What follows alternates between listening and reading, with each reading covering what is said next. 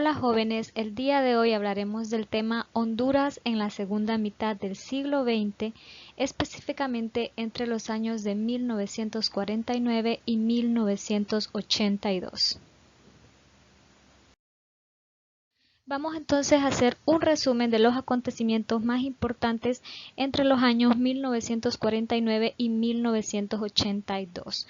Vamos a dejar el resto de los años para abordarlos en otra clase.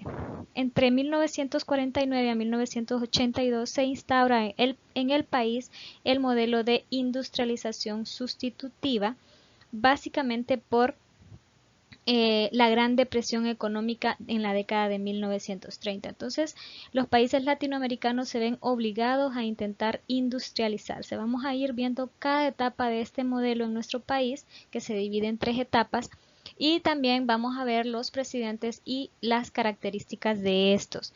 La primera etapa de este modelo va de 1949 a 1963, conocida como el reformismo. Y aquí tenemos al gobierno de Juan Manuel Gálvez. Juan Manuel Gálvez estuvo en el poder desde 1949 hasta 1954. Veamos algunas características de su gobierno. Se estimuló la diversificación de la producción de las compañías bananeras, ya no nada más se centraban en el banano, sino que también producían palma africana y cacao, así como la producción nacional que también se diversifica, se produce café, algodón y algunos productos ganaderos.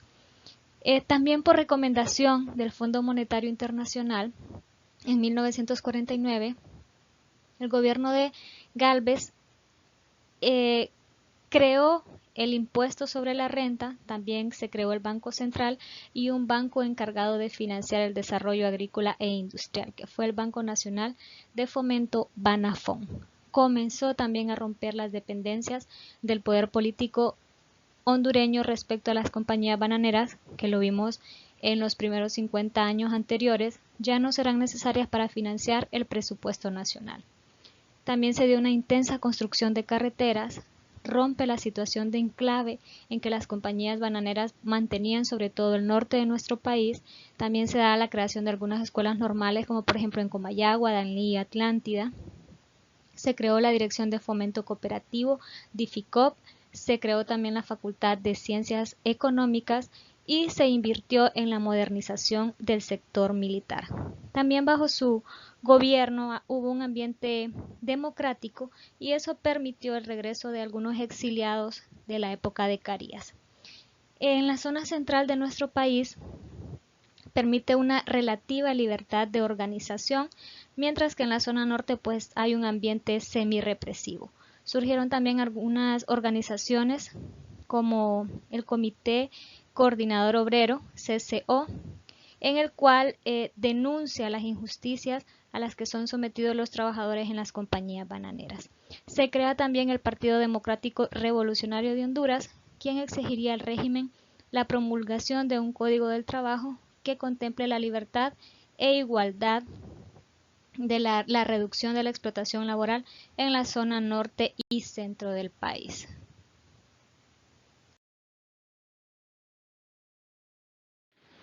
Bajo el gobierno de Gálvez se da lo que se conoce como la huelga bananera o la huelga de 1954.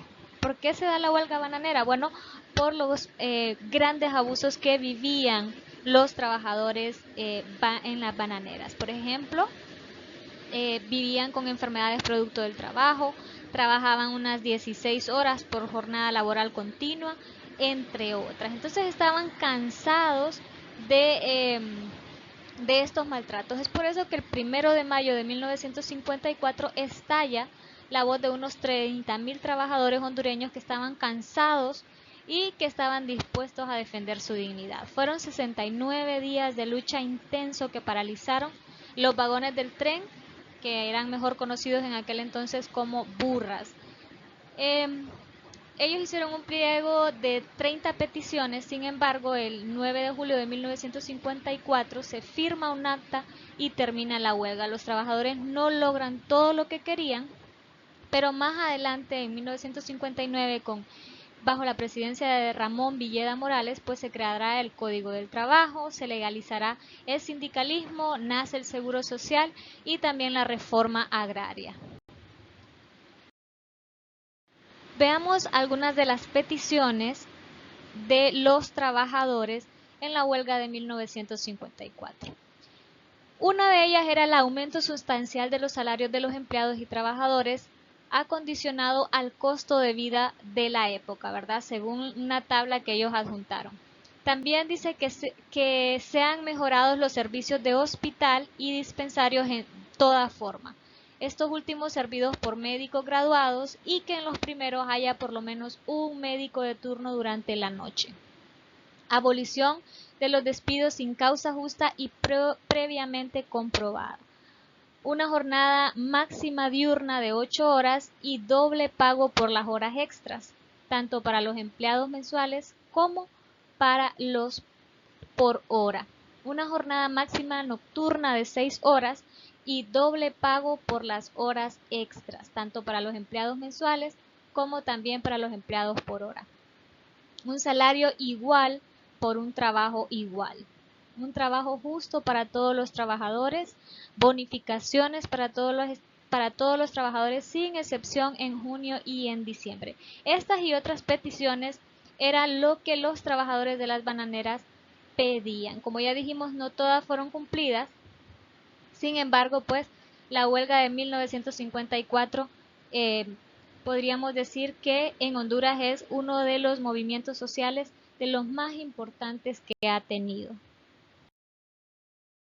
Otro de los gobiernos de esta época es el de Julio Lozano Díaz, desde 1954 a 1956. Él llega al poder con un gobierno de facto. Dentro de algunas de sus características tenemos las siguientes. La creación del Consejo Nacional de Economía, CNE, que posteriormente se llamaría Consuplane, que era el Consejo Superior de Planificación Económica, y finalmente fue elevado a la categoría de Ministerio como Secretaría de Planificación. También se legalizó el voto femenino desde 1955. Fueron también emitidas una gran cantidad de leyes laborales previo a la elaboración del Código del Trabajo, que se da después.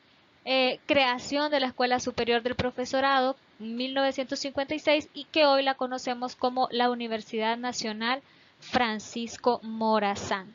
El 21 de octubre de 1956 concluye el régimen de Lozano Díaz con un golpe militar.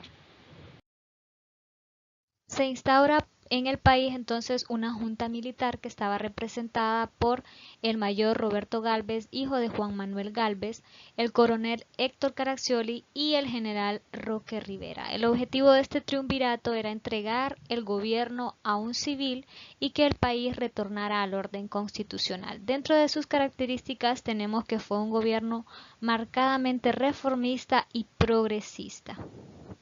También abolió la pena de muerte en 1956, crea el Departamento de Gracias a Dios en 1957, continúa con la creación de carreteras, se celebran tratados de libre comercio con nuestros países vecinos, El Salvador y Nicaragua, se crearon también algunas entidades públicas como la NE o Empresa Nacional de Energía Eléctrica, centrales hidroeléctricas, el Instituto Nacional de la Vivienda INVA, el Patronato Nacional de la Infancia PANI, la Colonia Kennedy y la 21 de octubre en Tegucigalpa, y también se emitió la Ley de Contratación Colectiva que posteriormente en 1959 sería incluida en el Código del Trabajo.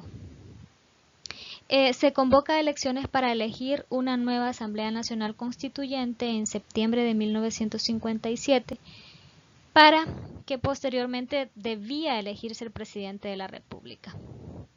Ramón Villeda Morales obtuvo 209,000 votos, seguido por Gonzalo Carías con 101,000 votos y Abraham Williams con 24,000.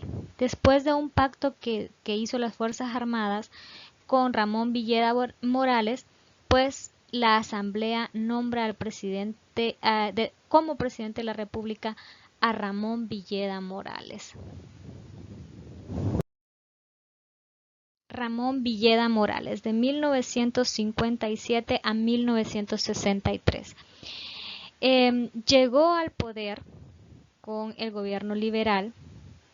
Dentro de las características de su gobierno vamos a ver las siguientes. Se amplían las obras de infraestructura como por ejemplo las carreteras, las comunicaciones y también el proyecto hidroeléctrico Río Lindo. La deuda externa bajo su gobierno aumentó significativamente. La educación tuvo gran importancia bajo su gobierno. Tanto el nivel primario, secundario y universitario se vieron beneficiados. Apoyó el proyecto de integración centroamericana. Se dio la creación de la Ley del Seguro Social y el Instituto Hondureño del Seguro Social en 1958, al igual que el Hospital Materno Infantil. Se dio la creación del Código del Trabajo en 1959, promulgó la Ley de la Reforma Agraria y el Instituto Nacional Agrario INA como su ejecutor, se mantuvo leal a los intereses norteamericanos, combatió las organizaciones sindicales sospechosas de simpatizar con el pensamiento comunista. Recordemos que para esta época se daba la Guerra Fría y como dijimos anteriormente, él era fiel a los intereses norteamericanos, por eso era contrario y combativo contra aquellas organizaciones en el país que pudieran simpatizar con el comunismo. Y también se dio la creación de la Guardia Civil en 1958, más que todo para su protección. Sin embargo, faltaba muy poco para celebrar elecciones cuando el 3 de octubre de 1963 Villeda fue sorprendido por un golpe de Estado. El nuevo presidente sería el coronel Osvaldo López Arellano. Osvaldo López Arellano. Si recordamos, estamos viendo el modelo de industrialización sustitutiva, ya vimos la primera etapa. Aquí inicia la segunda etapa, que sería o que le llamaremos del contrarreformismo al reformismo militar, que va de 1963 a 1971. Y iniciamos esta segunda etapa con Osvaldo López Arellano, que como dijimos, vamos a ver algunas de sus principales características. Dentro de ellas, pues, está que implementó una política represiva contra aquellas organizaciones obreras y campesinas y también la restauración de la subordinación de la burguesía industrial y comercial de San Pedro Sula a la política económica originada en Tegucigalpa. Teníamos entonces una burguesía sanpedrana subordinada a la economía que era originada en Tegucigalpa. También hay que decir que durante este gobierno se da lo que se conoce como la guerra entre Honduras y El Salvador el 14 de julio de 1969, que vamos a ver a continuación. La guerra de Honduras y El Salvador.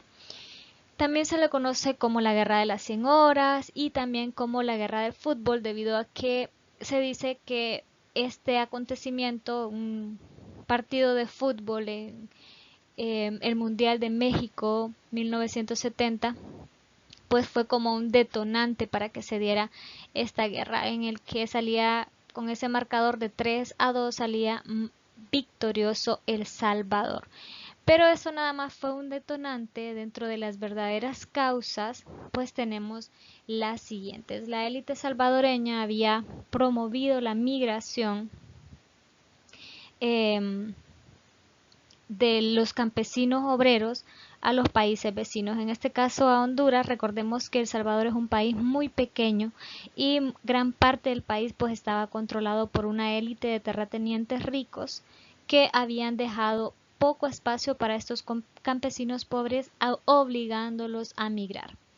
Sin embargo, tiempo después, pues Osvaldo López Arellano comienza a deportar a los salvadoreños que habitaban nuestro país, que regresen a su país de origen. Y también existía una disputa limítrofe en una zona conocida como el Golfo de Fonseca, en un pequeño sector de agua de la costa del Océano Pacífico que comparten Honduras, El Salvador y Nicaragua. La guerra también se le conoce como la Guerra de 100 horas. Fue realmente corta, del 14 de julio al 18 de julio de 1969. Sin embargo, hubieron por lo menos unos 5.000 muertos y unos 20.000 heridos, y pues se detuvo hasta que la OEA ordenó el cese del fuego. Y aquí inicia la tercera etapa del modelo de industrialización sustitutiva. Recordemos que dijimos que eran 3 etapas, esta sería la tercera de ellas, del reformismo al contrarreformismo militar. Entonces sería ya en el último gobierno del general Osvaldo López Arellano de 1972 a 1982. Dentro de algunas de las características de este gobierno tenemos las siguientes. Se dio el arrendamiento forzoso de las tierras que estaban ociosas por parte de los terratenientes. Se creó bajo su gobierno el Instituto Nacional de Formación Profesional, que aún existe, el INFOP, el 28 de diciembre de 1972. Se creó también la Ley del Salario Mínimo en 1974. Se crea también la Suplidora Nacional de Productos Básicos, que aún existe, Banasupro. Se crea la Corporación Hondureña de Desarrollo Forestal, CODEFOR, y también la Corporación Nacional de Inversiones, CONADI. El 8 de septiembre de 1974, Honduras fue azotada por el huracán Fifi. Este huracán pues dejó grandes pérdidas económicas, y esto es aprovechado por los sectores económicos que eran contrarios a Osvaldo López Arellano. Esto y otros acontecimientos hacen que el 22 de abril sea depuesto por un golpe de estado, y el nuevo gobierno militar va a ser encabezado por el coronel Juan Alberto Melgar Castro. Juan Alberto Melgar Castro, de 1975 a 1978 en el poder en Honduras. Hay cierta continuidad en las políticas del modelo de industrialización sustitutiva bajo este gobierno. Se crea también la Corporación Hondureña del Banano, Cobana, el 21 de octubre de 1975. Se crea también la empresa hondureña de telecomunicaciones Hondutel el 17 de mayo de 1976. Procuró también desarrollar un proyecto de industrialización de la madera y crear una gran industria de pulpa y papel en la región central del país. Sin embargo, debido a actos de corrupción bajo su gobierno y también el despilfarro, el saqueo, pues hicieron que varios de estos proyectos terminaran o resultaran fallidos. Se reprimió también a las organizaciones campesinas y sindicales, y en 1977 el proceso de reforma agraria puede considerarse estancado bajo este gobierno. El 7 de agosto de 1978, Melgar tuvo que renunciar al poder debido a que habían algunas luchas internas de poder en el seno de las Fuerzas Armadas, y se instaura un triunvirato militar y posteriormente el gobierno del general Policarpo Paz.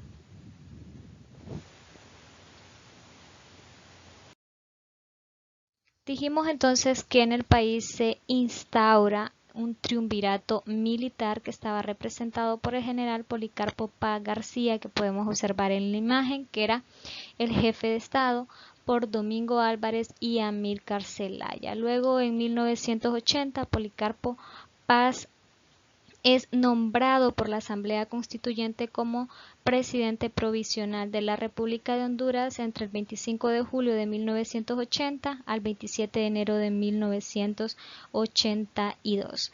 Su sucesor va a ser Roberto Suazo Córdoba, y bajo este triunvirato y el gobierno del general Policarpo Bonilla podemos decir que el reformismo quedó sepultado.